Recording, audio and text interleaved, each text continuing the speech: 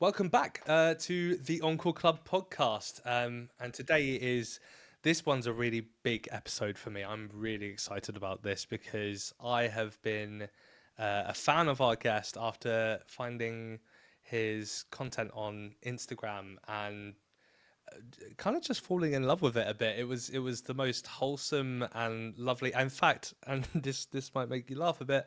The first thing I saw was our guest eating a cucumber. Um, so, without further ado, it's Dr. Hoby Wedler. How are you, Dr. Hoby? Will, I'm doing great, and I'm so honored that you reached out. One of my favorite things about social media that I never really expected is how many great people in this world I would meet, and you are certainly one of them. When you reached out and told me about Encore Club, I got really excited, and when we did our little pre-call, I was just tickled to make the acquaintance with you and to have this conversation and come together. And boy, it's real now. It is. It is. Thank you so much for joining me and taking the time because I know you've got a lot going on at the moment, which I'm sure we'll get into a little bit later. But Yeah.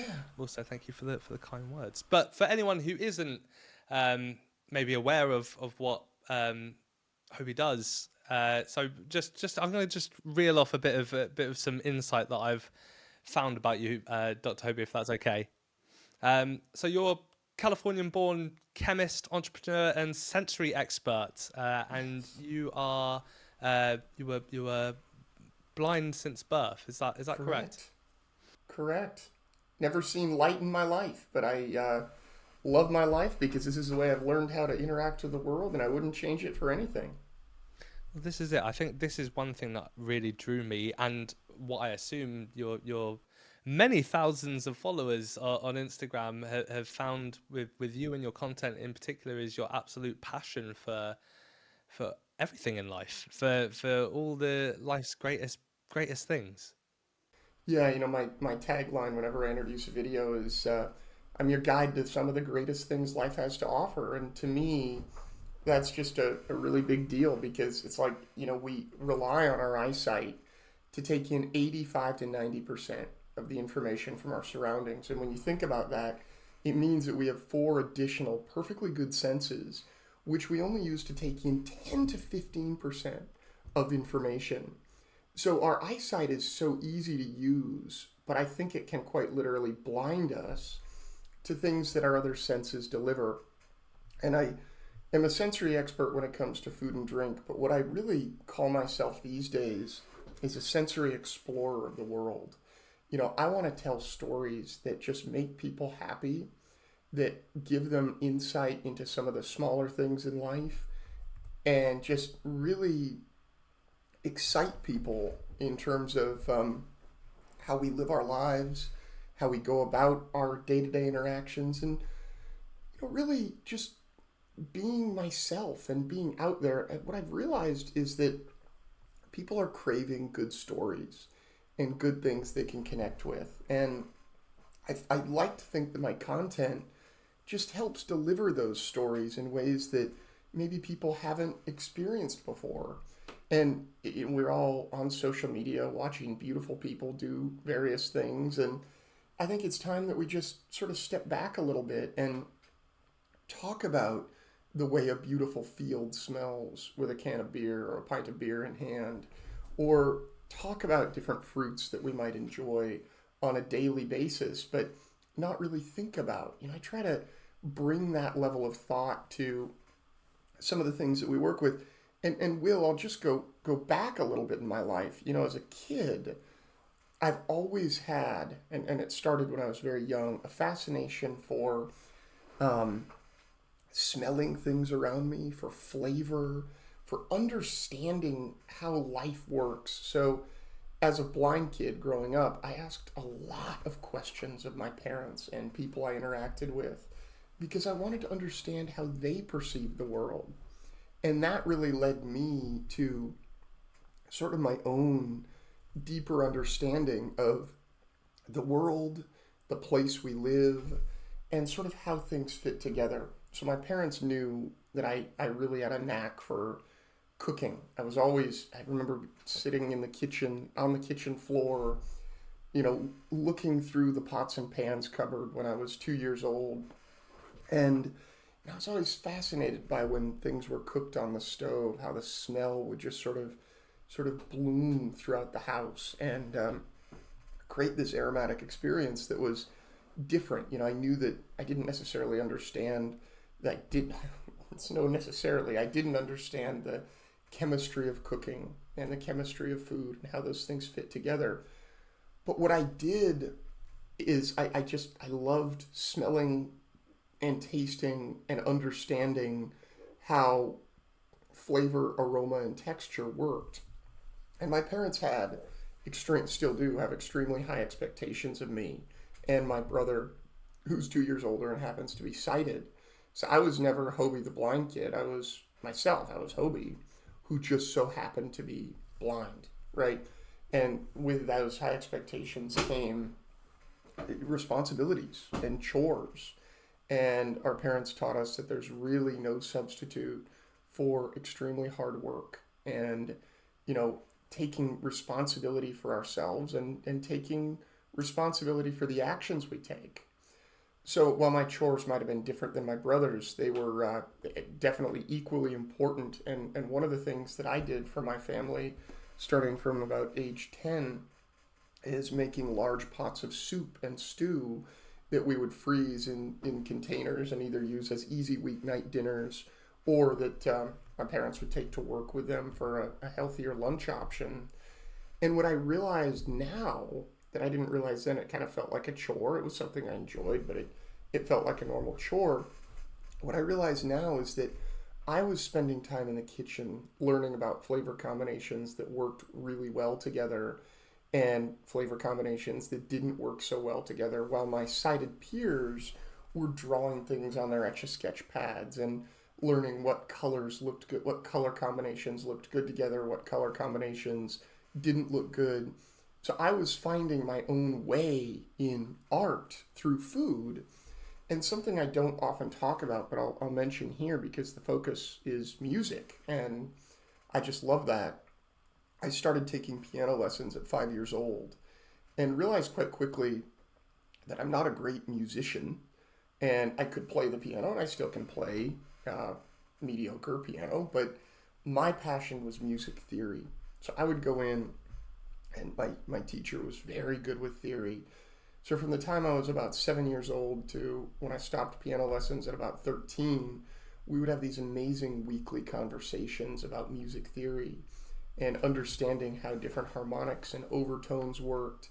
If you raise a fifth or a seventh, how the chord changes sound, talking about suspended triads and all these different things that just were so interesting and inspiring to me. So I think while I was learning about art through food, I was also learning about art through music. And then when I got to high school, I realized that I just had a knack for chemistry and loved chemistry and really wanted to teach chemistry because I had such a great high school honors chemistry instructor. It just inspired me to really want to teach and to get other people excited about chemistry. And what I realized when I went on to organic chemistry and physical chemistry in college, because I chose to pursue it in college as well, is that all the things that I learned in music theory apply perfectly to chemistry. Because what is a bond between two atoms if it's not a string that vibrates and moves around when the air feels warm on your face? That's because the air molecules around you are moving faster. When you catch a particular smell in the air, those molecules are moving towards you and you breathe them into your nose and you can experience them that way through your amazing body biochemistry and how your nose and nerve endings and cerebral cortex in your brain interact. But all it is motion of molecules, and that motion literally is vibration. So for me, it was quantum mechanics that made me realize how interconnected quantum chemistry and quantum physics are to music and to vibrating wind instruments, vibrating columns of air, or vibrating strings. It just made me think and realize how sort of small the world is and how interconnected everything is, even in nature, that we think we know from music. We can then take that stuff and apply it to nature. Meanwhile, I just learned that when I was thinking about atoms and how they connect to form molecules, it's the same exact skill that I use every day to visualize my surroundings, right? And visualize what's happening around me. So it just made it all come together and actually gave me sort of an advantage in organic chemistry because I could visualize molecular structures in a way that I don't necessarily think my peers would do because they're so reliant on visuals to understand that same information. So if I can think about a string on a guitar that might be 2 feet long and shrink that down to angstroms and nanometers and think about a bond in the same way, that's really what prompted my love for chemistry. And in doing so, I went on to pursue a PhD and earn a PhD in physical organic chemistry because I thought I wanted to teach chemistry. And then everything changed in 2011, right at the beginning of my graduate career, when I was introduced to Francis Ford Coppola, the film producer, when he asked me to design for him a truly blindfolded wine experience for consumers. And that's when I realized, Will, that when I take my way of perceiving flavor, aroma, and texture and using it to help people understand wine, we started with consumers. Helping consumers understand wine at a deeper level was the aha moment that I needed to know that my calling was helping people understand the sensory world around them more succinctly, more positively. And that is what started me off on this journey. Tasting in the Dark quickly went from being a consumer focused experience to something that the Coppola sales team picked up. So I was traveling around the world with them by about mid 2012 on into the rest of my graduate career. And I was lucky because my advisor in graduate school, my PhD advisor, knew that this might actually be my calling. And my laptop was my laboratory because the work that I did was mostly computational. So I was able to go on the road and travel and design these experiences, these killer experiences, while doing my work all the while as a graduate chemist, as a graduate student in chemistry. But it was really that experience that I still run to this day in a wide variety of markets and industries relating to food and beverage throughout the world. That experience is what started me on this journey of really being a sensory explorer. And it's actually my partner, Justin, who said, you should really get on social media. And he's my right hand man, my partner in crime, and everything I do. He's behind the camera. And, we started building this social media content, and people just started getting excited. So we went from 7,500 followers on Instagram on, I think, April 11th to we just hit 386,000 earlier today. So people are loving the stuff that we're sharing, which I'm so grateful and honored because of. But it's really, just to bring it back to where we started, a matter of understanding the world through a different lens and a different perspective. I mean, it's such a you have such a beautiful way of talking about all of it, of all your experiences of how you see things straight from guitar strings down to atoms, down to bonds, and on a molecular level. And it I it's fascinating because it's not a world that I'm necessarily that attuned to myself, but it's Sure. fascinating for me because you put it in a way that is understandable for me. Thank you. um and I think the way that you come across in your on your socials and everything, the way that you are, very gentle and very caring and so in love and in like deep passion for the thing that you do, and the the food that you're trying, for example, um is such an inspiration, because it's like, here's someone who is not been dealt the easiest cards in life, but is living life to its fullest, and it is abundantly clear that that's what's happening. And I think it just provides such a level of, if anything, hope. Like the you know, this is what I would want to do, to be that, happy and comfortable with the thing that I'm doing, and enjoying it so much. And I think that speaks, that 386,000 followers since April is insane. The I, growth there I don't know how it happened. I mean, I do. I mean, as soon as It's I saw accidental. the first video, I was just like, I started showing you to my partner, I showed you to Josh, my co-host, and I think at that point, because it was relatively recent that I kind of stumbled across you, um, certainly in the last kind of 6 months, and Yeah.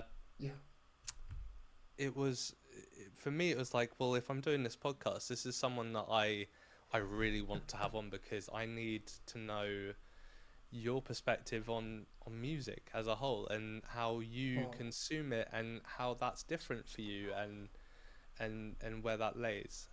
So thank you so much for joining me, and oh, also thank you very much, because I have a, a long list of notes that just about you, really, but you've actually just managed to do all of them for me, weirdly in order as well, which is mad. So thank you so much. But well, yeah, the it's only thing I wanted to mention, which you didn't, is that you were, and I just correct me if I'm wrong here, but you're named a champion of change by President Obama and listed on Forbes 30 under 30. Is that right? yeah, and it was a huge honor to go to the White House and earn that award for enhancing educational and employment opportunities for folks with disabilities. You know, I believed it to be just such an important thing.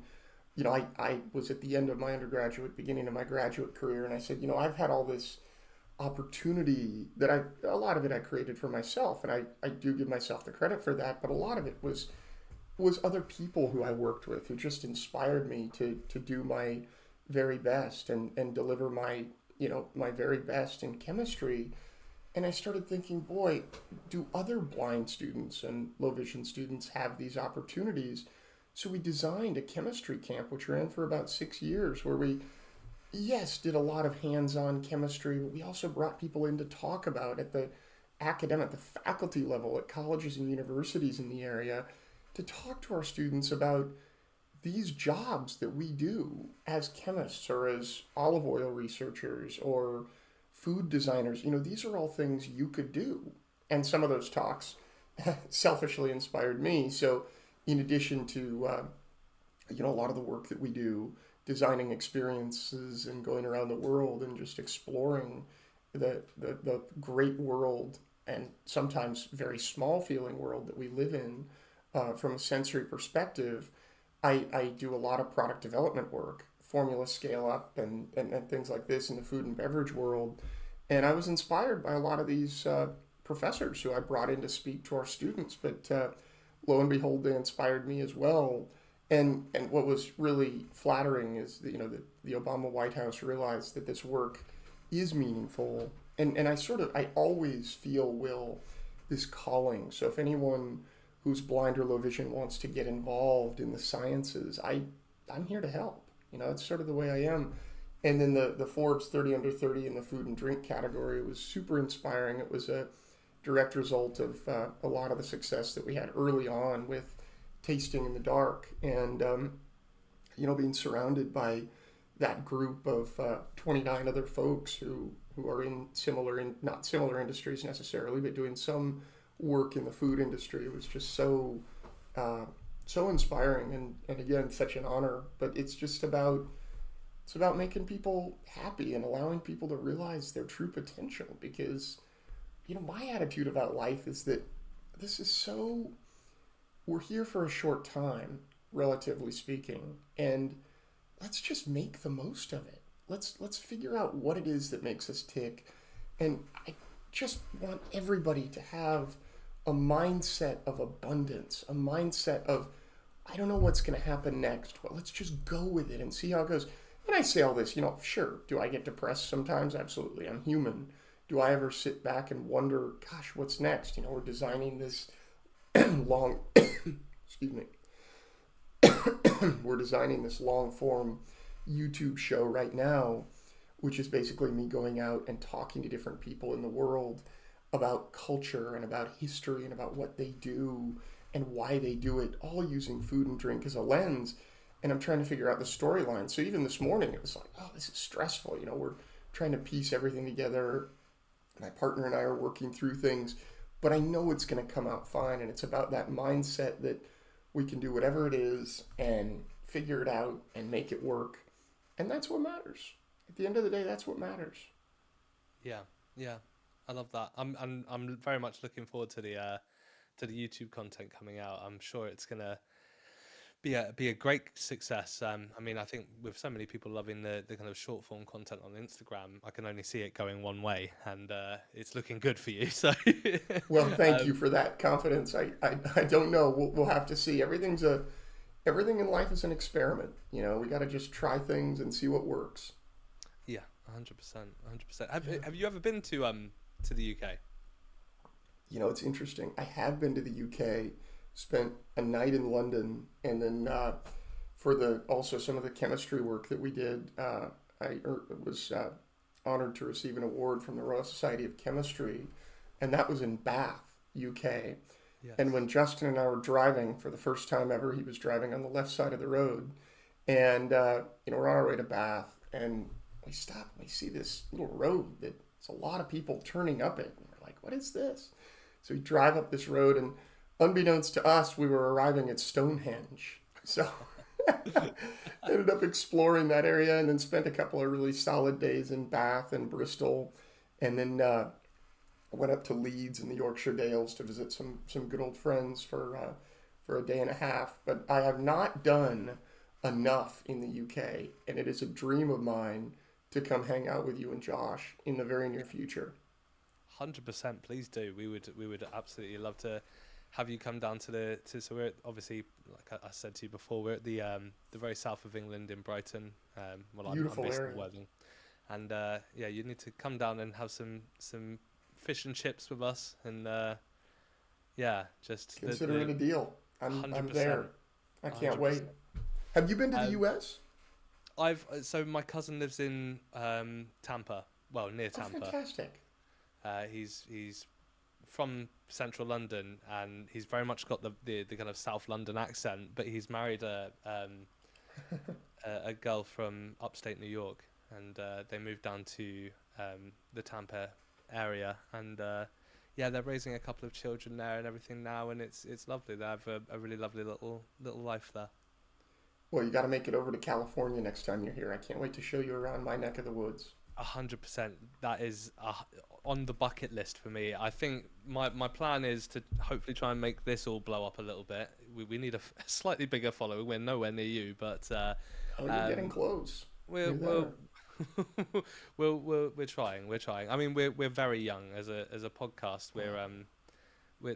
You're in season 2 now, but we only just finished releasing season 1, and we've been going since March, and we're expected to get 10,000 subscribers by the end of next month on YouTube, which is lovely. That is exciting. It is, but Instagram's a slow growth platform for us, so we're trying new things on there. Well, YouTube's an amazing platform, and I'm a subscriber, and I think it's gonna go really well. Seeing that you're already on season 2 and have had some really fun guests on in season 1, you guys are doing it right. I'll just say that. Thank you. Yeah, I really appreciate that. It's lovely to hear that being said about something that I kind of thought up as a kind of dream idea for. I just to tell you a very quick story, Hoby, as to how we got here. In 2021, I came up with this idea because I knew I was maybe a little bit too old to do the standard kind of YouTube content. So I wanted to do something that was more age appropriate for me, and I started by doing the podcast during lockdown on my own in my bedroom when I was living in Worcestershire, which is just above Bristol. And the first people that I had on the podcast was the band Wheatus, who, Yes. yeah, Teenage Dirtbag is their big hit, and they were absolutely lovely. They were the loveliest people, and off the back of that, I just thought this. If I was really trying at this, if I put some production value into it, if I built a set, if I got a co-host Yeah. and I had good cameras and good mics, and then people would watch this. It's content that everyone wants to know about their favorite celebrities, like stuff that they don't normally share on their day to day, and I feel like this is a really good outlet for that. 100%.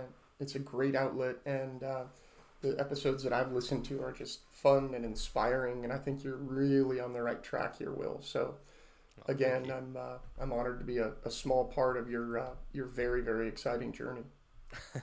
I appreciate a big part. I think, to be completely fair, this is Thank you. as I said, a big podcast for me. This one in particular. Thank Um, you. but enough about me and the podcast because I have questions for you, Hobie. So, Yeah. um, what drives you the most? Would you say it's kind of curiosity, problem solving, or maybe something else? I'm just innately curious. I've always been curious. When I was 5 years old, I remember how excited I would get by going out and listening to the trash truck drive by and trying to figure out how that big machine worked to extend an arm and pick up the can. And I actually befriended the trash man and was just so curious about his truck and him and how he did his work. And the same thing happened whenever a carpet cleaner would come to the house, or whatever professionals we would have in. I just, it was different. It was different than what I'd experienced before. And it just, I've always been curious. And I think curiosity drives the desire to research things and discover. So I just have this innate passion to learn things and to absorb knowledge that's out there and then share it in whatever way that I can. I love that. I love that. If what would you say is a misconception people often have about blindness that you'd like to challenge? That blindness is a way of life. You are the first thing that people see when they see me with my white cane is that I am blind, and they see that as the identifier of who I am. Mm. For me, blindness is just a nuisance, but it's just like having blue eyes or brown hair.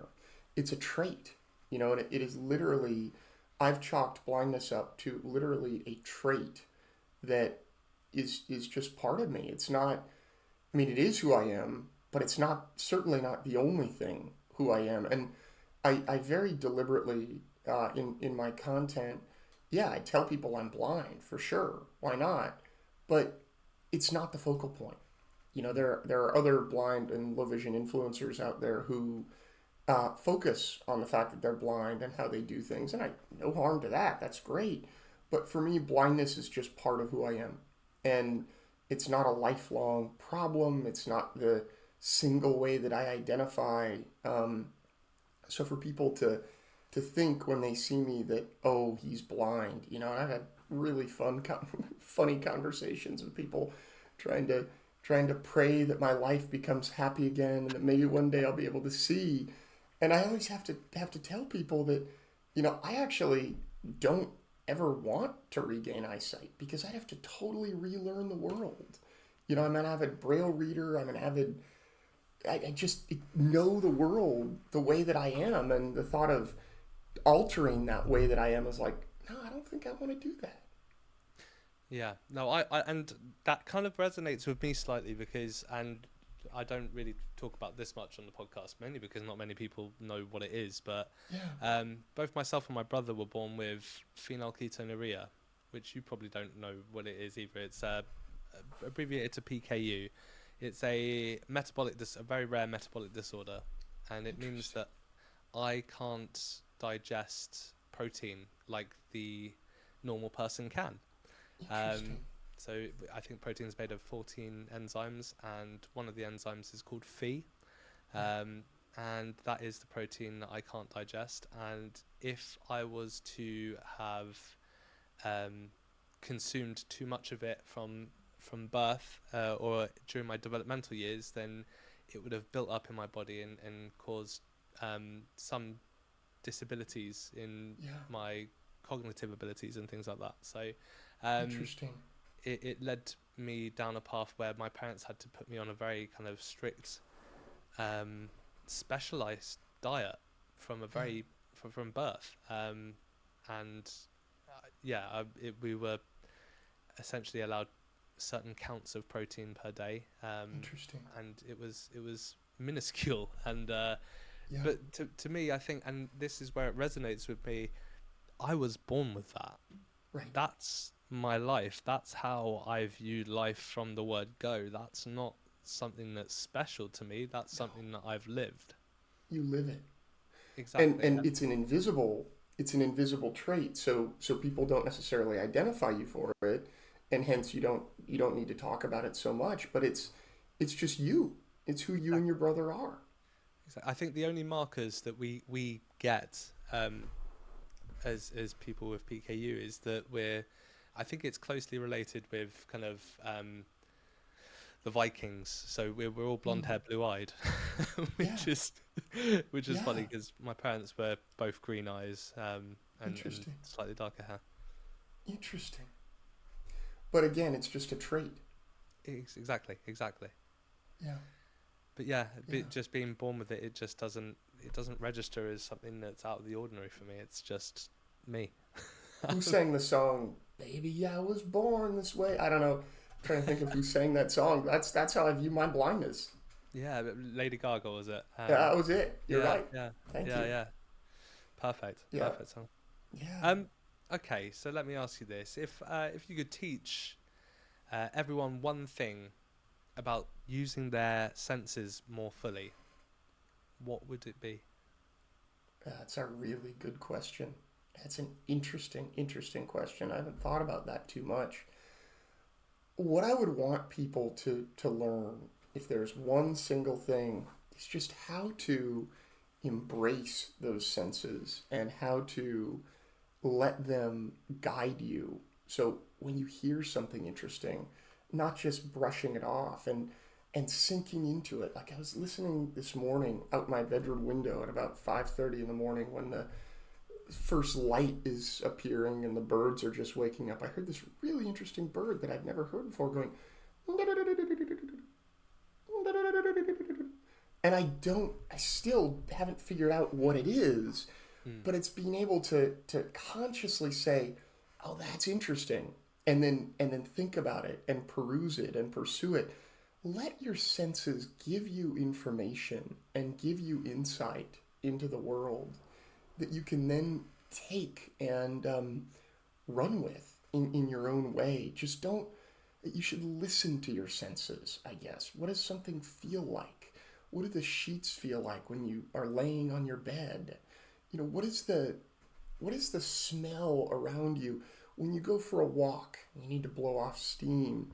What do you experience as you're walking? What are you smelling? What are you hearing? What are you feeling under your feet?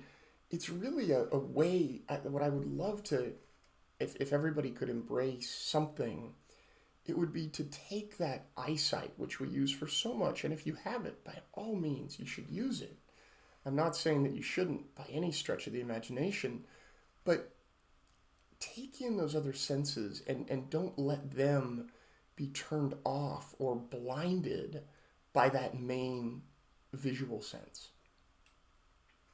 Lovely. I love that. It's a great question, Will. I've never Thank gotten you. that one before. It's a very good question.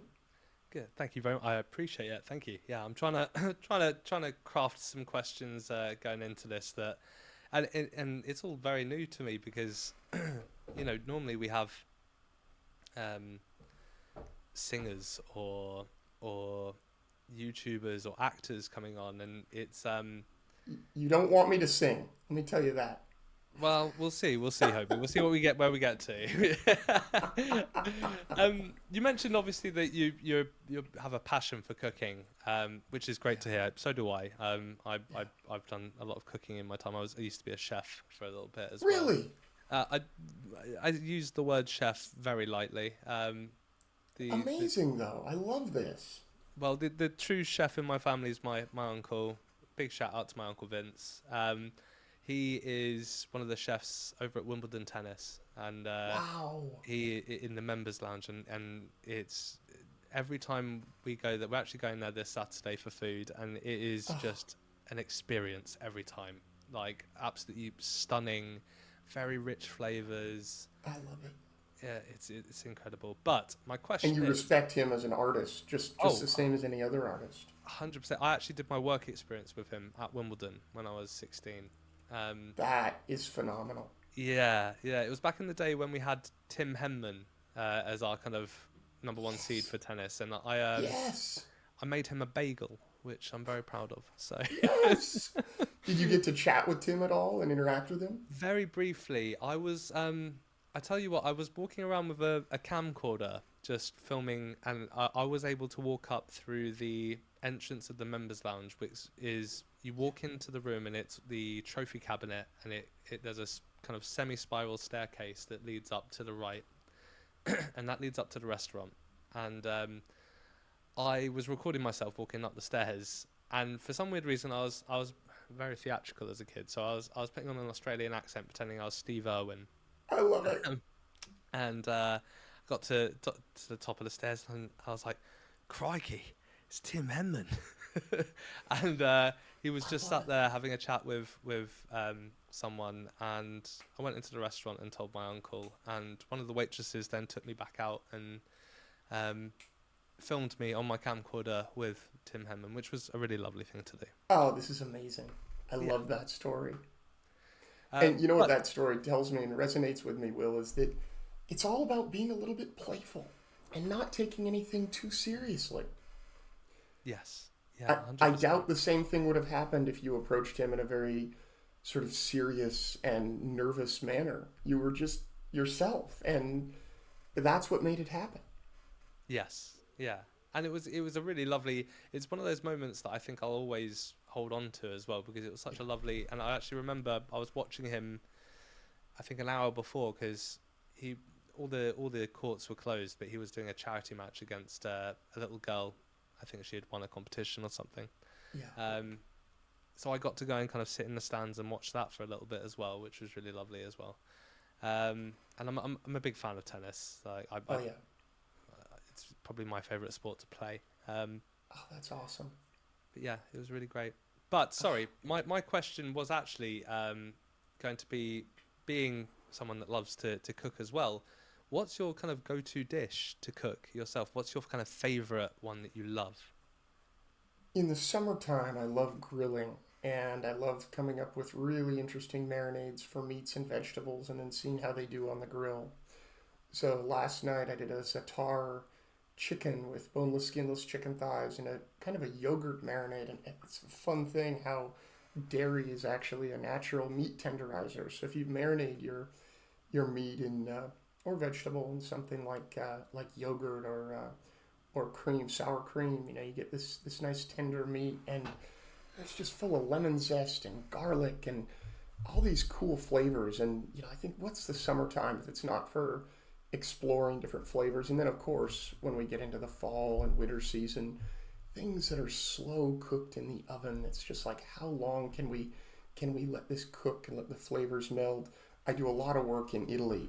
I'm actually a partner of a company out there called Emototech, which is another story, but it's a company really better understanding human well-being through hormones and through multisensory experience as well. But I got fascinated with bolognese sauce, so that ragu or pasta bolognese, which is very traditional in Emilia Romagna. It's a meat sauce that's stewed down with all sorts of carrots and onions and celery and red wine and some tomato. And I find that the longer that sauce sits and stews and comes together, the flavors just transform and create this rich, amazing combination.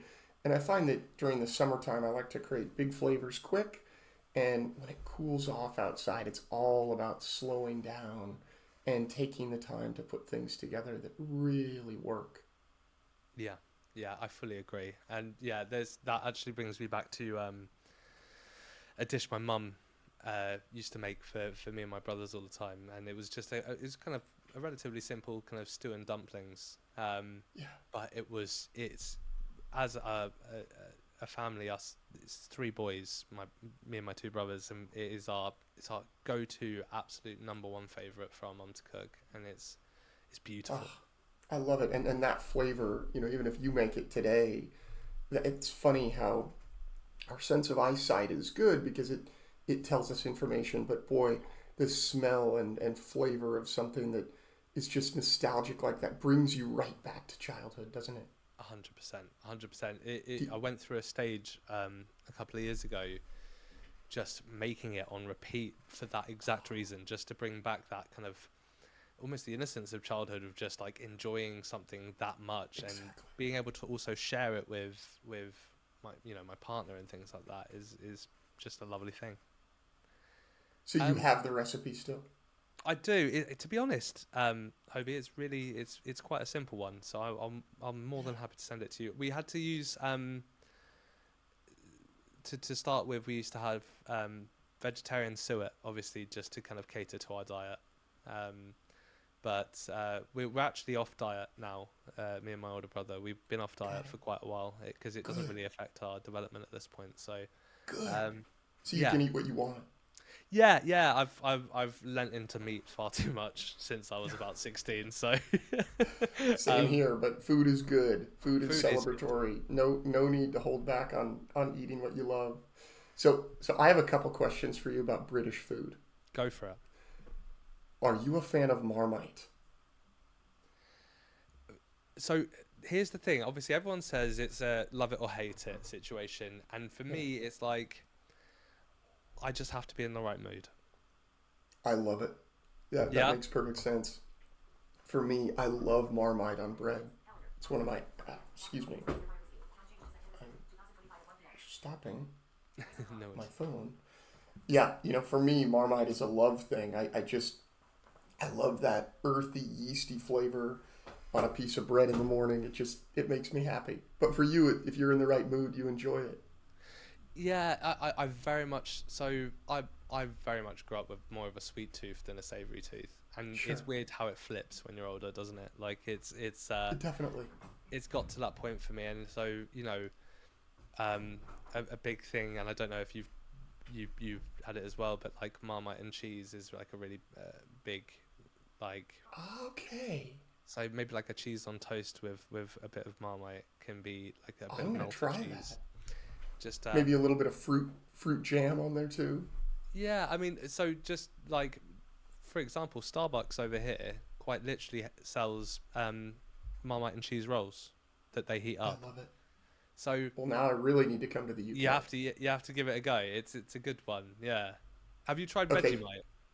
I have, yes, and I enjoy that, but I think I like the Marmite flavor even a little more. So I this is something that and I think this is where I'm not maybe delving deep enough into my senses on this Yeah, because I can't distinguish between the two. it's hard for me as well. Okay, good. It's Okay, I'm really glad it's hard not for just me, and they're very similar in the way that they're made and the way that the yeast are processed. I think they're so similar. In fact, I've heard from sat in a room with a gentleman from England and a gentleman from Australia, and they couldn't tell the difference either. And I haven't done a side by side, but I got to do that sometime. okay. Yeah, that's a good shout Here's because go on. here's Sorry. the other one for you. So I have one friend who's from London, and he has got his own opinion, and another friend from Burton on Trent with his very strong opinion Okay. about Heinz salad cream. Oh, okay. What do you think? So the friend from London says, "Oh, it's packaged. It's too sweet. It's just no. That's garbage food." My friend from Burton on Trent says, "This is nostalgia. This is like delicious. This is my childhood. I love it. So I have not had it yet, and I'm curious about your take. I'm so personally not a fan at all. Um, the reason being is I'm not massive on I don't know. I think it's the vinegar aspect of it that I can't get on board with. Yes. Although I love vinegar, um, Yeah. there's something about it being in a bottled cream form that doesn't work for me. Um, that being said, my stepdaughter prefers, for example, in a tuna mayo to have salad cream instead of mayo. Interesting. So Interesting. I feel like it's a Marmite salad cream, 100%. It's you either love it or hate it. Yeah. Does it have a bit of sweetness to it? Yes, yes. Okay. Yeah, Heinz, all of the Heinz sauces Yes. tend to have, and then their mayo is also particularly vinegary as well compared to the Ugh. kind of the Hellman's mayonnaise, for example. See, I don't do sweet mayo. I gotta have Hellman's or Best Foods, what we call it, on the west coast of the United States here. But no, mayo is a savory thing for me. Yes, agreed, 100%. Interesting. Thank you for humoring me and letting me ask you those two food No, questions. please, by all means, go ahead and ask. Hobie, let me crack on with some music based questions. I guess I think Oh we're. yeah. I'm worried that I'm going to be taking up too much of your time getting No, to just no. get really I'm having deep with you on fun. it. I am too. I just didn't want to kind of presume that you're going to spend No, no. I've got all kind the of time. time in the world. Amazing. Okay, perfect. Okay, well then tell me this. What was the first concert you ever went to? The first concert I went to was when I was in high school. So let me back up. I started in junior high because of my love for music theory, loving going to the symphony. So my uncle for my birthday one year got us like four sets of tickets. He and I, just a beautiful thing to do, just with my uncle Scott. Tickets to the San Francisco Symphony. So those were my first sort of performance concerts that I went to. Um, the first symphony I can remember was Mahler's Ninth Symphony, and it's a very sinister piece. It's done in four movements with no intermission, and it's a very sinister piece. But the first sort of rock concert I went to when I was a 10th grader, I was 15 years old. I was screaming my head off. Was a band called Luce, Luce, and they were performing right here in my hometown of Petaluma at a relatively small venue. And I had been listening to their music for a while with my now partner and really loving it. And getting to go hear that concert and hear songs that we knew that I knew was just like, yeah, this is amazing. Oh, amazing. Okay, Yeah, awesome. So I don't listen to them that much anymore, but it was a great first concert. I can imagine. I can imagine. Luce spelled Yeah, Luce. Did you say? that's it. Yep. Lovely. And do you know? Are they on Spotify? Do you know? I'm pretty sure they are. Yeah. Lovely. So Okay, so check them just out if you 100%. if I you will. haven't. Just to let you know, one thing that we do with every episode of the Encore Club, any music that either me or you mention throughout this, I will build a Spotify playlist to go along with the episodes that we Oh, I release love it. side by I side. love it. So Loose would be fun. Another concert that I attended early on, also in the summer of my 10th grade year of school. So 16 was Jack Johnson, and he Oh, just has okay. such a chill, relaxed style. I still listen to his music avidly to this day. And it was about that time, interestingly, my love for rock really blossomed right around 2003 when my dear friend, also now my partner, turned me on to the Dave Matthews Band. And I saw my first Dave Matthews concert on August 1st of 2003 at the Shoreline Amphitheater in Mountain View, California. I remember the set list. I remember everything about that show, and because I just really started listening to their studio albums, and everybody said, "Have you seen these guys live?" No, I haven't seen them live. You gotta go see them live, and let me tell you, it is transformative. Their live shows are nothing short of stunning, and I've seen him just north of 100 times now. I actually just got back from a show that I was at this past Friday, spur of the moment thing down in the Los Angeles area.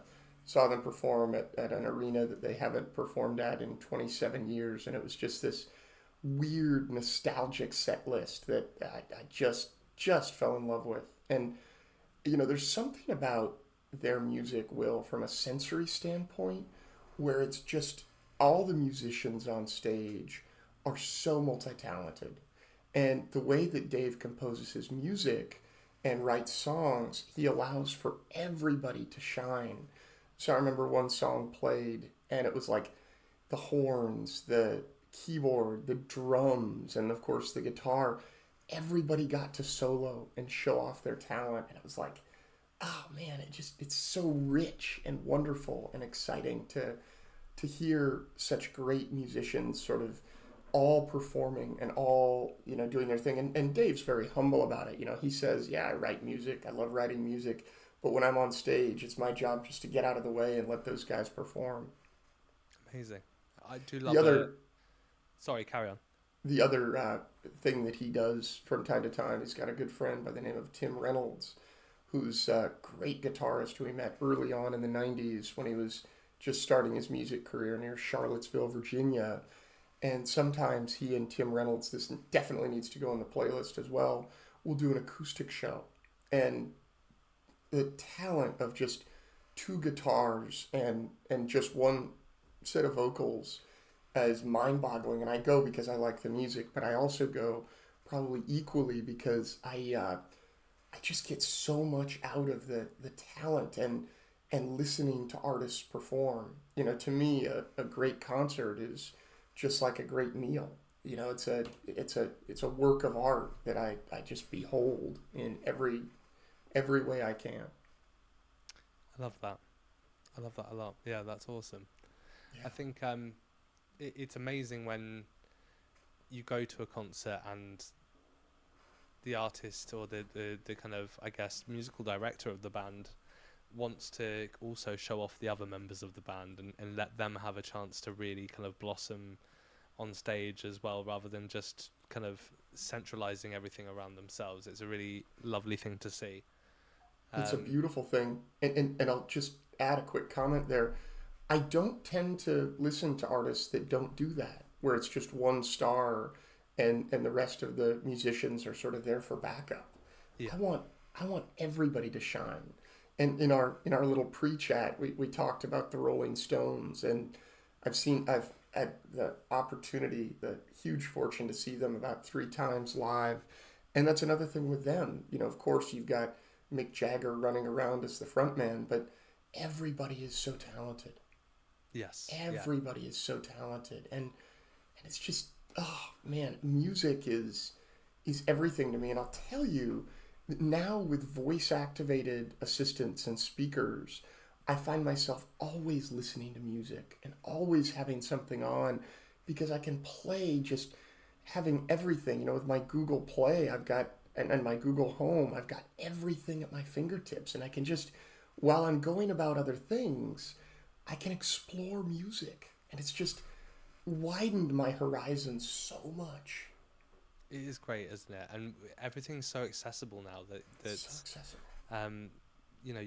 The ability to kind of explore new music that you wouldn't necessarily think to explore is the easiest thing to do. And this is partly why we also make these playlists, because me and Josh never profess to know every piece of music that's ever mentioned on here. We're not that well rounded with music, but that doesn't mean we don't want to go and listen to it after. So and we have found that some of our audience get in touch and they're like, when are you releasing the playlist? There's so many of these songs that I want to hear, and it's such a lovely thing to know that they want to kind of share our guests' experience of music as well to that degree.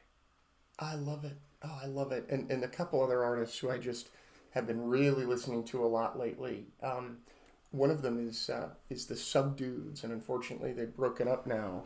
They're a southern rock band, so it's they've got a Creole accordion player, the percussionist plays a tambourine, and then just a really good singer and guitar player. And again, it's one of these things where everybody shines, but they're small enough that when I've seen them live, I've befriended them, and I'm good friends with the lead singer now. And it's just another great group that is so. I just seen them about 12 times now, and I just love those shows.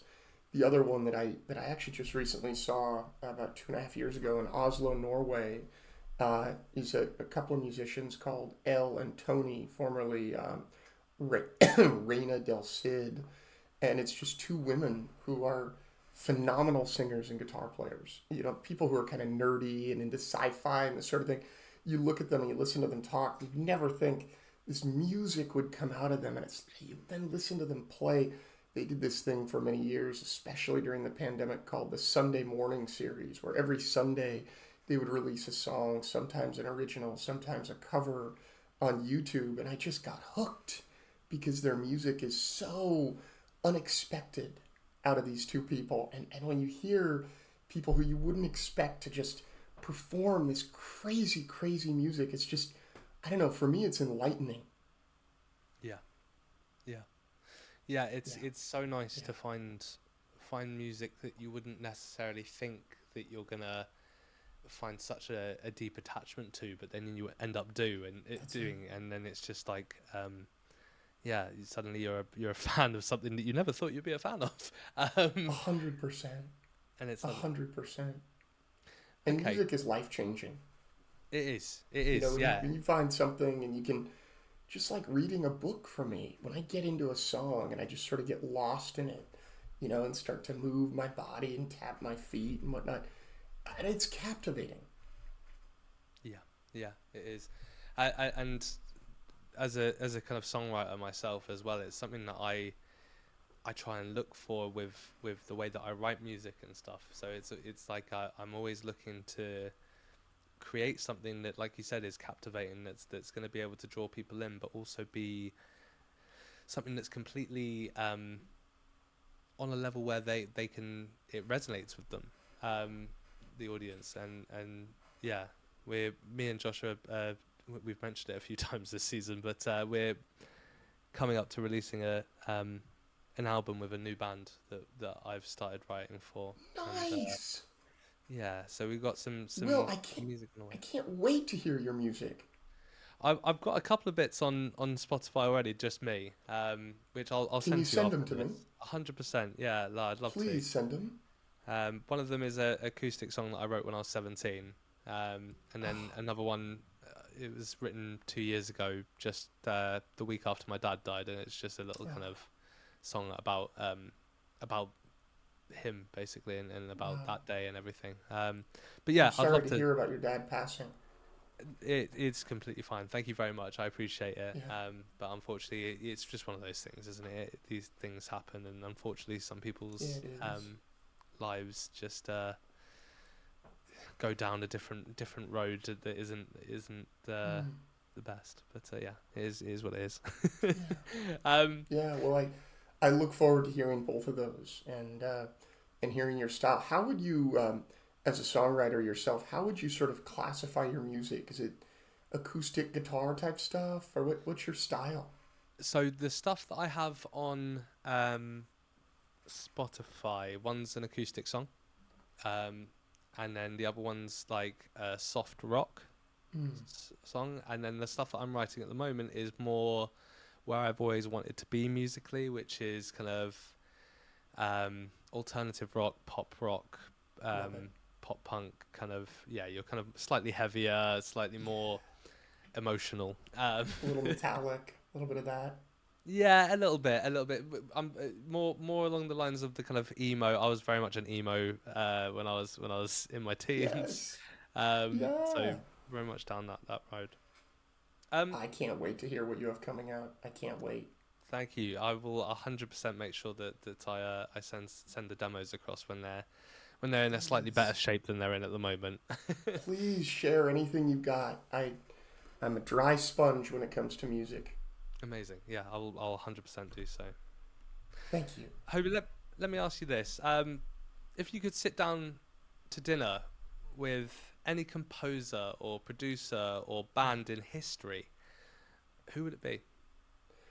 I'd love to have a conversation with Dave Matthews about his work and what he does. It's interesting because he also has a deep love for wine. So he has a winery in Virginia that I've had the pleasure of working with on some tasting and experiential activations called Blenheim Vineyards. He also has a winery in a larger label in California called The Dreaming Tree after one of his songs. And I've also had the pleasure of working with then the winemaker of Dreaming Tree for another really interesting experiential activation. I'll tell you a little bit about both of these. They were done by the Culinary Institute of America. And what I've found with most people, once they know what I do, if they want something really strange, they call me. And what we were doing is a tasting in the dark, where I paired wines from his first Dreaming Tree, and then 5 years later with the Blenheim wine label, with songs from his songbook. And we created this immersive, amazing sensory experience. And it preceded a silent disco where people were trying a plethora of different wines and observing how the wine affected their perception and their like of or dislike of music. So it's like, okay, try this wine and then rank these 3 songs. Now move to the next station.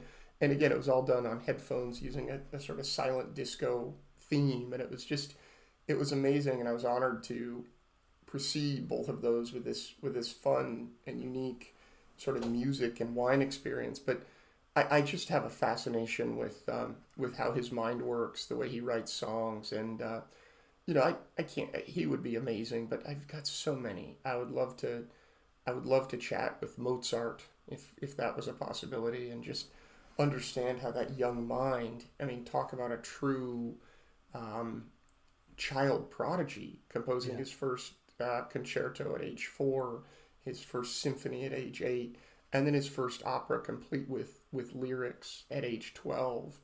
You just have to say, wow, and I'd love to just pick his brain about how that stuff came to be. And, people like Hank Williams Sr., the great country star, it's just, I don't know, I'm inspired by both contemporary and much older music as well. Amazing. Great choices, by the way. Really great choices. Yeah. Okay. Let's mix things up a little bit, Hoby, because I'm gonna throw a bit of a curveball question at you here. Do it. Let's imagine we're making a movie about your life. Okay. So first of all, I want you to pick someone to play you in that movie. Pick someone to play me. Oh, I love that. That's a really, really good question and an interesting one. Who would really get me in the way that I get myself? I think I would want to be played by there's a man who's unfortunately passed away, who was a star on the musical drama Glee, that was a United States hit back in the mid 2010s. A guy by the name of Corey Monteith, great musician, great singer, Yes. but I just love what he did. He unfortunately passed away of an accidental heroin overdose, but I just loved his energy, and I would love to see what he would do with my character. That's a great choice. That's a very. Do you know Corey? I do. I've watched Glee a few times, definitely, and Love that show. That hooked me. It's a great choice, and I can see it actually as well. I think that could work. Thank you. Okay, and so with this movie, there's going to be 2 scenes. One is slightly fictional. You've robbed a bank. I need you to pick the music that would go along to the scene of you robbing the bank. Sympathy for the Devil by the Rolling Stones. That's easy. Good choice. Okay, wow. Straight That's in there easy. as well. That would flow right in there, and it's sinister, and it's got the it's got that drum beat going. I think that would be it. Nice and rhythmic, perfect for the scene. Lovely. Okay, amazing. This guy with his white cane walking into a bank. Yeah, that's No one would great. expect it. It'd be perfect. Yeah. Okay, and then what about the end credits for the movie? What would be the kind of the closer song? Oh man, that's a good question. There's so many. There's so many that I could choose. I gotta think for a second. Um, Something just really about life and about living life and making the best of everything we've got. And Dave Matthews has a song called "The Best of What's Around," which is just a song about seeing someone who seems troubled and saying, "Come on, let's cheer up. Let's make the best of what's around." And I think that's sort of my icon and my beacon. We're dealt the hands that we're dealt, and I just want to make the best of what's around. Perfect. Perfect end credit song. I love that. Okay, Thank you. wonderful. Um, we asked this question to every one of our guests, and it's Yeah, for me. I wrote it because I think it's important for people to be able to um, express this, but not feel encumbered to just pick, you know, sure. a celebrity or anything like that. So, who is your biggest hero in life? Who's my biggest hero? Boy, you know, I really look up to and admire the way that Barack Obama is an amazing orator and can get so much done with the power of not suffering fools and not mincing words at all. He's a true hero of mine, just for what he did and how he rose to the occasion that he did. I think he's really amazing. And that I know this is a classic and a boring one, but I'm also just inspired by the selflessness of someone like Gandhi. I think he did great work. And looking at the work of Siddhartha, the Buddha, to me, I'm not a religious man. I don't subscribe to any religion, but just the way that the Buddha himself was so selfless is something that I really identify with. And I know you asked for one; those are three, but they're I just I admire those people. I'll take three. I think three is fair enough, and I think you've picked some really, really good ones there. So, Thank you. yeah, perfect, perfect. Okay. Um, so one thing we always like to do is we like to give a shout out to independent music venues, Mm, um, mainly because, and I don't know if this is the same in the States, but over here they're a dying breed. They're kind of getting yes. turned into flats and yeah, just torn down or Yes. decommissioned because they can't afford to kind of continue running. Um, so I don't know if you have any favorite independent menus that you've maybe visited in the past. 100%. Yeah, if The you like. Fox Theater in Oakland, California is an independent music hall. It is absolutely brilliant. It's phenomenal. I've seen a handful of shows there and I just love the vibe and the energy. So a huge shout out to the Fox in Oakland. I love that. Huge shout out. Yeah, and they're making it work. They're figuring it out and they're doing such a fine job of it. Awesome. Awesome. Yeah. Good. I like that. I like And to and hear that. I sort of assimilate them to bookstores, and sadly they are a dying industry and sort of being institutionalized and taken over. But I love independent music halls and I also love a good bookstore. Yes. Yeah. Yeah, Well, it's lovely to hear that they're making it work for themselves, which is 100%. a really great thing. They do Okay, great work. I think Hobie, it's time that we set the scene for your dream concert. So Oh my gosh. let's start with the venue.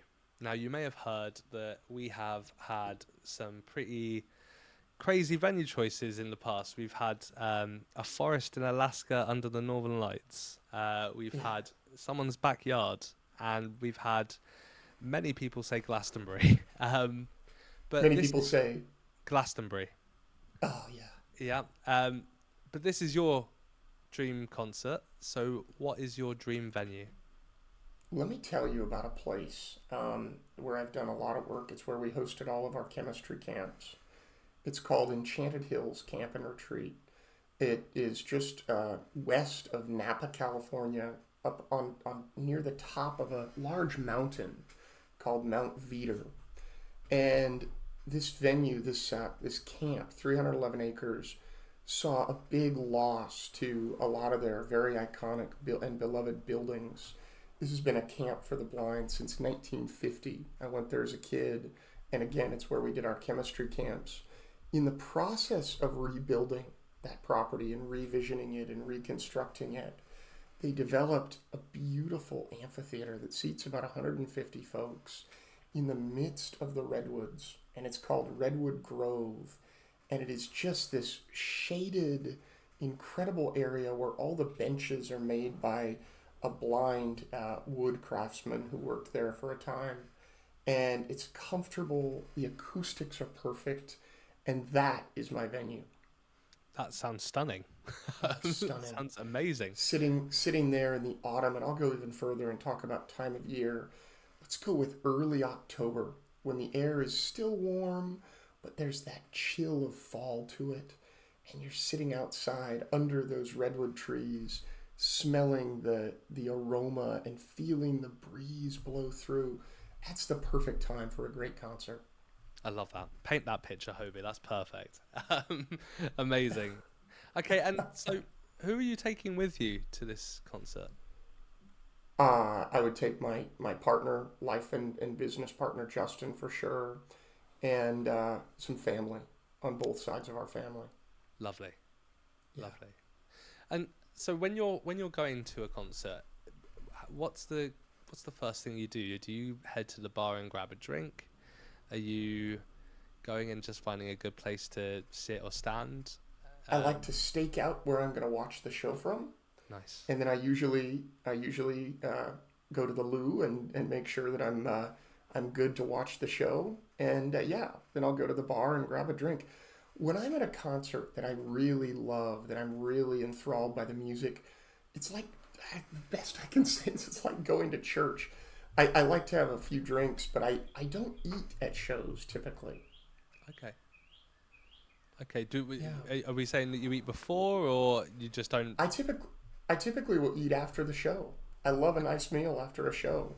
And that meal can be anything. It doesn't need to be fancy. It can be fast food. It can be whatever. But I love finishing a show night with a great meal. Okay. I have to ask you this actually. Have you? And I don't know if this is something that they do in the US, but have you ever had like a late night kebab, like the Yes. the kind of doner Yes. kebabs? We don't do them as well in the US, but there are definitely kebab stands, and kebab is one of my absolute favorites. I Mm. love a good doner kebab. Doner kebab with mint yogurt is Oh is my God. beautiful. You're making me hungry. Yeah. Okay, that's good to know. Okay, so we have this amazing amphitheater as Yeah. your venue. Are you sitting or standing for this? Sitting. Sitting. Sitting on one of these beautiful redwood benches that are perfectly square on the corners, and just a perfect way to support your body, and just delightful. Lovely. And No where back on the bench, just a seat. lovely. Okay. And roughly whereabouts in front of the stage are you? Is it located? Is it like directly in front in the middle? Are you slightly to the Second or side? third row, center stage. Lovely. Lovely. Right where the sound is perfect. Right where I would imagine putting a soundboard. Perfect. I Good. always, when I look at venues, and usually big venues is what I'm talking about now, and I need to select a seat. My target is always as close to the soundboard as I can be. It's a smart choice, and it's something that me and Josh say every time we ask that question. It's that our favorite place to stand is by the sound booth because, I love well, that. they know obviously they're making the music sound good to them and they're placed in that position, so it's the smart bet. But Yes, also it tends to be central, so you get a good view. of course. That's what I've heard as well. Okay, awesome. Okay, so we've set the scene a little bit. Um, Yes. I'm not quite ready to jump into asking you about your first act just yet, because I have a few more quick questions that I wanted to ask you. Please. So, if music had a flavour, which band or artist would taste most sweet and which most spicy? Interesting. I love the Eagles. They perform great music, and to me, that music is a little bit spicy. Nice. Sweet. I gotta think about that. Music as a flavor. Oh, now you're really asking some good, curious questions here, Will. Sweet. I told you about Elle and Tony, formerly Reina del Cid. Their music is sweet and beautiful and touching. Can be sad, can be real sad, but the songs just have a sweetness to them that is so relaxing. That's a great way of putting it. Yeah, no, I agree. I mean, I haven't had their music, but I agree that that's a good way of looking at it. Yeah. Okay, that's cool. So, what's the closest thing that you've experienced to synesthesia when a sound, when a sound reminds you of a taste or a smell? Interesting. This is fantastic. I haven't thought about this. The sound of wood percussion instruments, not drums connected to a bunch of electronics, but the sound of like bongo drums or sort of African style drumming on wooden instruments, wooden percussion, really reminds me of rain falling on a roof and that smell that you get when it first starts to rain. I love It that smell. really rings true. And the sound of violin strings or cello strings humming reminds me of just a nice, flavorful curry that's warm, and it also has a dull spice to it. Nothing sharp, just a dull, warming spice where you can feel the effect of that little bit of spice on your lips and in your mouth when you, as an aftertaste, is what I would call the finish. That's violin music. Perfect. I I love love that. these questions. Keep them Thank you. coming. Okay. What would you say is more powerful in sparking memory? A song, a scent, or flavor? Definitely a scent. To me, smells bring back memories. Sound is harder for your brain to perceive because there are more neuron bridges. Sight is the worst. Your brain has to do so much mental processing that we're generally unaware of when we look at something.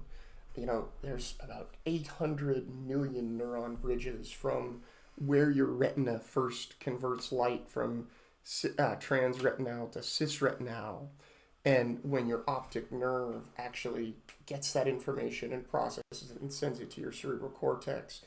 Sound is a slightly more intuitive sense because it's a shorter distance, but smell, we have these something called an olfactory bulb, which is just above the bridge of our nose, and that bulb is basically a little hairy sort of sphere with about 8,000 nerve endings on it, and that is less than 100 million neuron bridges away from the cerebral cortex. So smell, both scientifically and emotionally for me, is so powerful.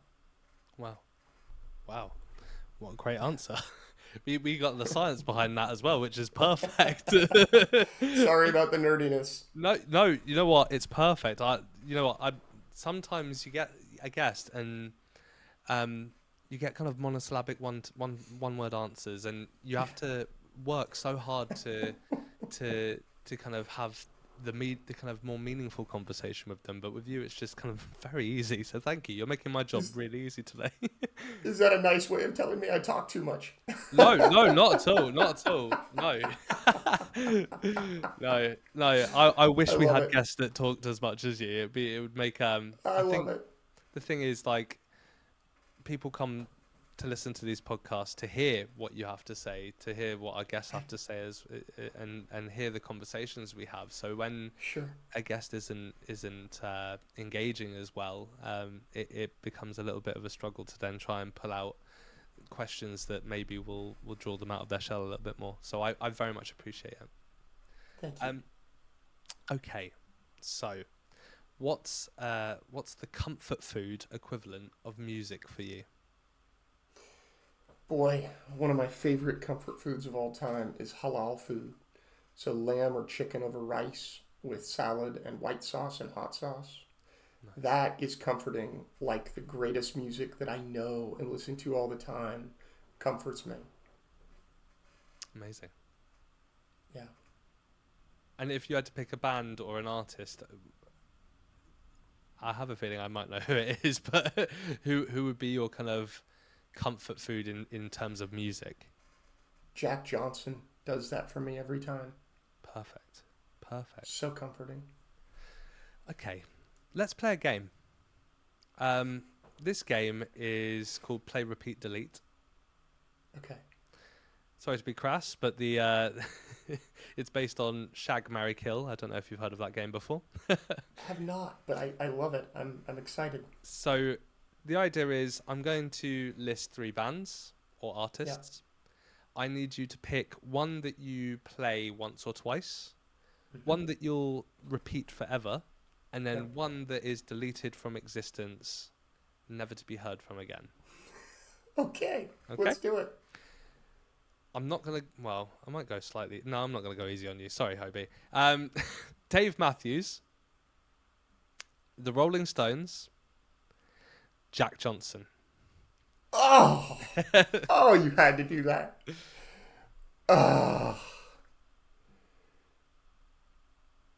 Jack Johnson is... the Rolling Stones are play. Okay. Dave is repeat. And I hate to say it, Jack Johnson and those 3 is delete. That's fair. Luckily, this is just a game and not real life. Oh man, I couldn't. It's always a question that I think, because I get a good kind of hour or so to figure out what 3 bands to pick. Oh, those were the ones. You really hit the core. You struck the nerve. So that moves us very nicely onto our first act of the evening. Yeah. So, Dr. Hoby, who are you choosing for your first act for your dream concert? Yeah, it's easy. That's Elle and Tony. Just some acoustic guitar with some great vocals. That's all I need. Amazing. And do you have a choice? They would open the show up perfectly. Perfect. And the songs that they would need to play, Reina or Elle, as she goes by, El Cordova, she wrote a song called Morse Code, which is this beautiful song about how to tell someone that you're into them. And how hard that can be. That would be on the list. And then they do a great cover of Hank Williams' Jambalaya, which is just kind of a good old country, old school country song. Those 2 songs would have to be in the list. Nice. Do you know what they would close the set with? Oh man, Janis Joplin, and funnily enough, the ex-husband of my next door neighbor growing up, Michael McClure, wrote a song called Mercedes Benz, and they do a great, hilarious rendition of that. That'd be a great closer. Amazing. That's a great first act and a great first encore as well. So, okay. I want you to listen to those songs. They're amazing. 100% going to. And let's put them in the playlist. 100%. Well, they'll be right in there. And the great thing is, when I'm building the playlist, I get to kind of sit there and just listen to every single one as well. And it's like an hour or so of me just indulging. I love it. I love it so much. Okay, let me ask you some more questions before we get into your second act of the evening. Okay. So, we've obviously talked about music triggering memories. Yeah. But is there a song for you that instantly takes you back to a specific moment in your life? Mm-hmm. Oh man, that is a really interesting and good question. We had camping trips that my family would go on with great friends, really close family friends, and we would be out in the sticks, car camping, gourmet camping, but car camping nonetheless.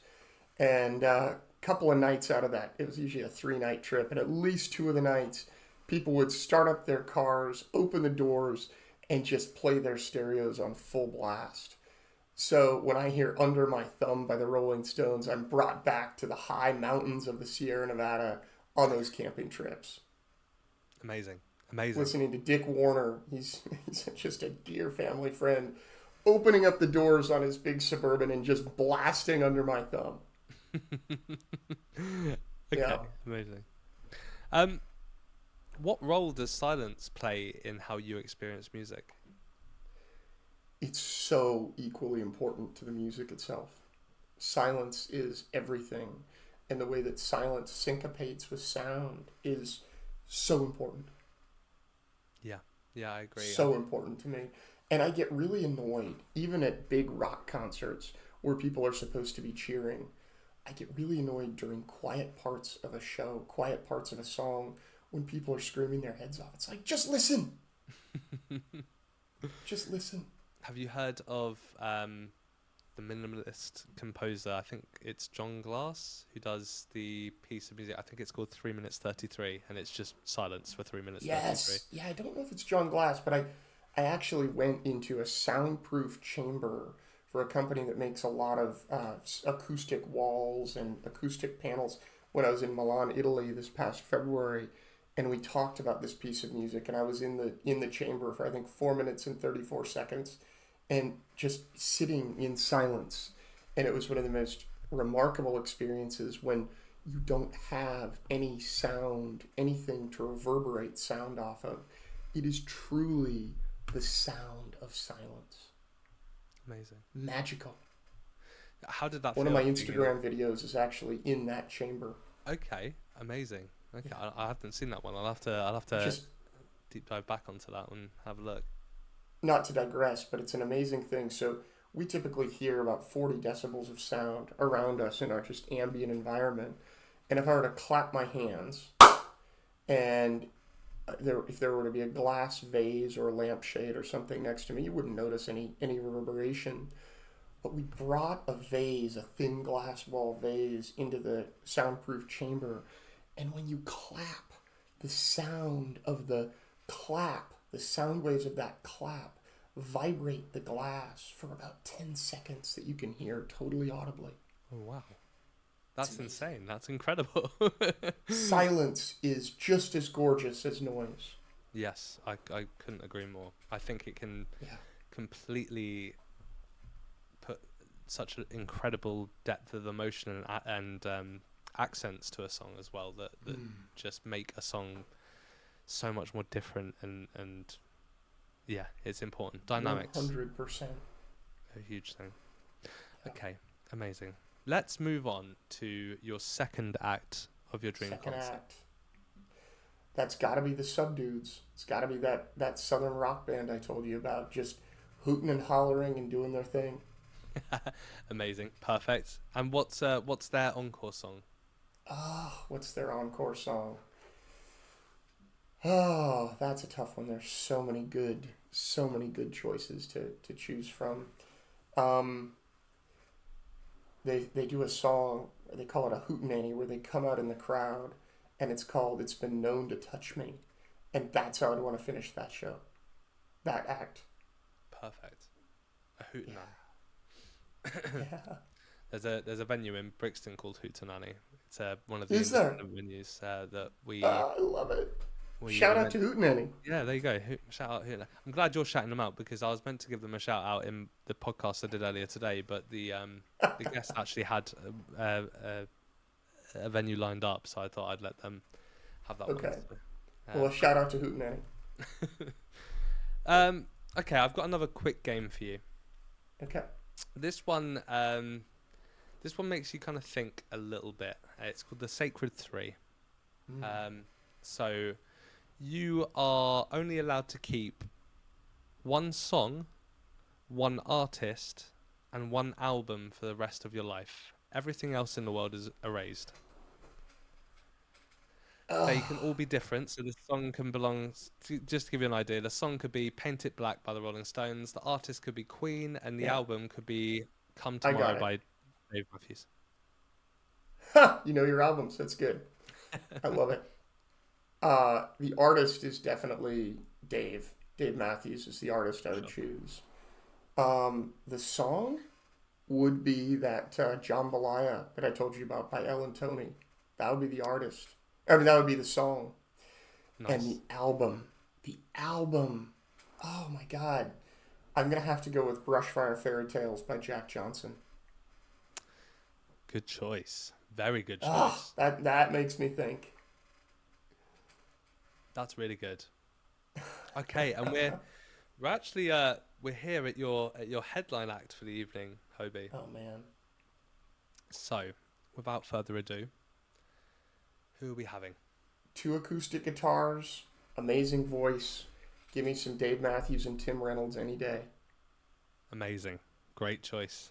And And we've obviously finish it spoken. with a song that they cover absolutely brilliantly called The Maker, which is a beautiful tune by Daniel and Moi. Amazing. That's their encore, is it? Yes. Has to be Amazing. the encore. I'm gonna throw a little spanner in the works here, Hobie. I'm gonna allow you the opportunity for them to, before they perform their encore together, bring out a guest to perform one song. And it can be any song in the world, and it can be anyone that they bring out to perform that song with. Who are they bringing out, and what are they playing? I would want to hear them bring out Jerry Garcia and play his bluegrass song High Country. Amazing. I Amazing. love Jerry Garcia's voice. Oh, I love it. Is Jerry Garcia staying on stage for the encore, or is he leaving after Let his guest appearance? let him stay and play. Amazing. Let him stay and Perfect. play. Amazing. Yep. Dr. Hobie, thank you so I much. love it. You have completed your dream concert at the Encore Club. I love Um, it. you are Now I want to go officially. see this show. So do I. We need to make it happen somehow. We do. I'll work on that with you. Amazing. Yeah, 100%. Hopefully, when we get big enough, we can try and curate it and get it all put in Let's do place. it. You and me together. We're both trying to grow. 100%. I'm not gonna let you go just yet because I have some fun would you rather's to ask you. Some just quick Okay. fire, just little questions that I just wanted to throw at you just to see what the answers would be. So, I love it. would you rather only ever listen to live music again or only listen to recorded music? 100% live. Good choice. There's so much feeling and emotion that happens in live music. No, I would 100% only listen to live music if I had to choose one or the other. And there's something about like all the way down to the way that your nose hairs vibrate when you're at a concert and everything just reverberates. That doesn't happen all much with recorded music. No, I fully agree. Having the Live all the way. yeah, That was easy. that was easy. This one might not be so easy. It might be though. I don't know. You tell me. Would you rather smell colors or taste music? Taste music. That was obviously Taste too easy for music. you, I Dr. don't Hobie. I don't care about color other than what it means to me from a chemistry perspective. I know what green light is. It's about 560 nanometer wavelength light, and that I can define it that way. But tasting music, that's my jam. Okay. I feel like I'm gonna struggle to stomp you on a would you rather here. So let me keep going. I'm gonna keep throwing them at you. Would you rather Okay. invent a brand new sense or amplify one of the five we already have? I would have to say amplify. And I want people to amplify their sense of smell. If I could amplify that and give us the power to smell the way that dogs do, I think the world would just open up in ways that we have no idea. That's great. That's a great answer. Yeah, love that question. Okay. Would you rather create a spice blend inspired by Bob Dylan or Johnny Cash? Bob Dylan, that's a hard one, but I think Bob Dylan, he's a poet. And Johnny Cash is too, but I think Bob Dylan and the way that he has with words is like I would aspire to be with flavor. What spices would you throw in that just as a blend? Saffron, because it's complex and unique. Paprika, because it's kind of sweet and spicy. Probably use sweet paprika. Onion or shallot powder because it's just light but also complex and gorgeous. and then maybe just to round it all out, a touch of cumin. Beautiful. I love that. Now I want that spice. I know we need to That release sounds like good. We'll call it musicians. Dylan. Yeah, 100%. We need to like release a range of it, musician I might. inspired spice blends. The spices are on hold now. I did that for a while, but you might be resurrecting it. I Amazing. love it. Okay, and finally, would you rather eat your favorite meal whilst listening to terrible music, or listen to your favorite music whilst eating terrible food? Food is so important to me. I'm going to have to listen to terrible music while eating my favorite meal. Do you think you could still enjoy it as much? No, I don't. But I think eating terrible food would totally degrade the music. That's fair. I, That's a fair point. but I don't know. I don't know. They're both good options. That is the trickiest would you rather you've thrown at me all day. I'll take that. That's really hard because I can see pros and cons. You know, if I was eating terrible food but listening to a great concert, that might be okay. Now I'm going to switch it. That's easier than eating really good food and have it be ruined by horrible music. Fair enough. Fair enough. Yeah, Well, I'm switching. I stumped him on the last one. I'll take You that. did. You got me. Think about that one. I answered prematurely. That's amazing. Dr. Hoby, thank you so much. It's been an absolute honor to have you join me on the podcast. A bit of a dream for me, so thank you very much. Will, the pleasure's been all mine, and it's a dream to talk to you, and I just can't wait to listen to our chat when it comes out. Yes, me too. I'm so excited, and you are such a good host and interviewer. I just commend you for that. So thank you for I really your appreciate great questions, your thoughtful approach, and your uncanny ability just to get people to think and really speak their mind. I appreciate that so much. Thank you very much. Before you go, please, I know you've got some things coming up, obviously, with YouTube and things. Yes. Let everyone know what's going on. Yeah, so we're continuing to put content out on Instagram and TikTok as shorts. We also have a bunch of good content in YouTube shorts, but we're coming out with a long form, probably 20-minute vignette style show released every 1 to 2 weeks on YouTube, all about travel and culture and history and storytelling using multi-sensory food and drink as the lens. So be sure to follow me if you can on all those social platforms, especially YouTube. I'm at Hoby Wedler, HOBYWEDLER, on all the platforms, Instagram, TikTok, Facebook, YouTube, all over. And if you want to get in touch, reach out to me anytime at my website, Hoby.com. That's HOBY.com.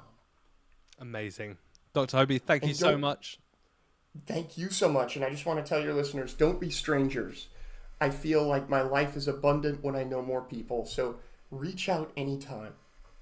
Please do, because I did, and look where it got me. This is amazing. I appreciate Will, you. Thank you so much. Thank you. On the contrary, thank you so much for your time and attention to detail and just for this wonderful chat.